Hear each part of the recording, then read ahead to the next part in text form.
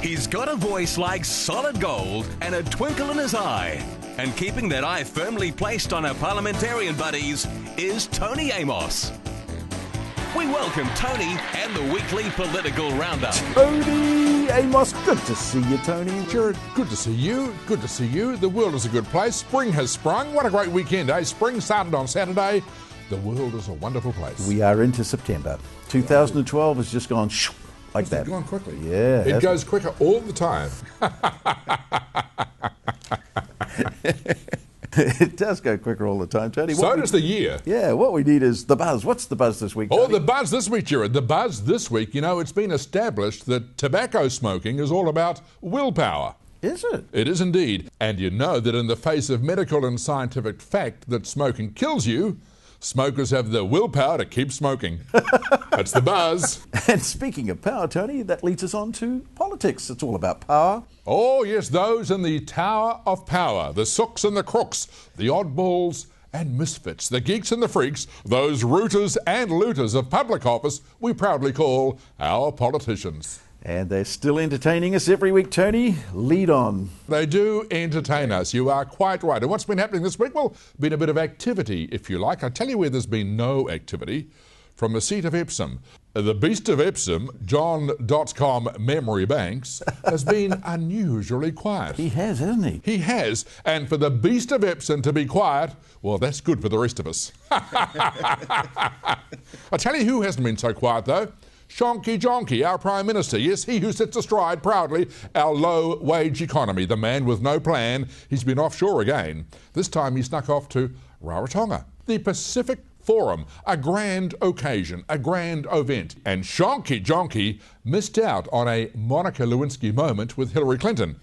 Because Mrs. Clinton was there. But Shonky Jonky and Hillary, who doesn't, Clinton, only met under good chaperonage, if that's a word. Ooh. They had good chaperones and all was above board. Of course, they met in Rarotonga, and the reason Hillary Clinton was there, don't normally go, you see. The Yanks don't normally attend these occasions.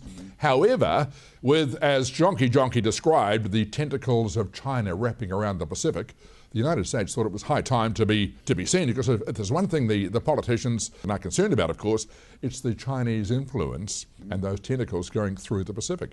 It's a funny thing, isn't it, eh? Apparently the US think it's their right to do it. As soon as somebody else comes along with a bit of aid or whatever, like China, oh no, can't have that. And it's a bit like us and the Australians too. We're happy to have China as our second biggest trading partner, but we don't want them having any control or influence. Well, I'm afraid one goes with the other. So we've just got to work and be patient about those things. So Shonky Jonky, the man with no plan, he needs a plan. Tony, you mentioned the beast of Epsom. What about the other beast? Yes, Jared, Stuart Murray Wilson. Nasty man, bad man, evil man. We know all those things about him. I mean, this fellow's been despicable in his behaviour. Finally being released from prison into the grounds of the Wanganui prison.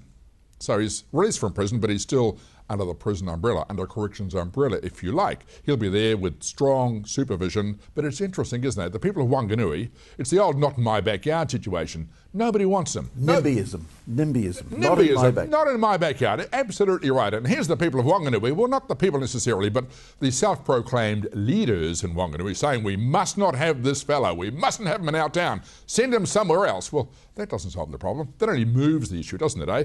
But I'm a bit intrigued, Jared. I would have thought Wanganui could be the perfect place for this fellow to go. After all, that's where Michael Laws and Tatiana Tudia come from.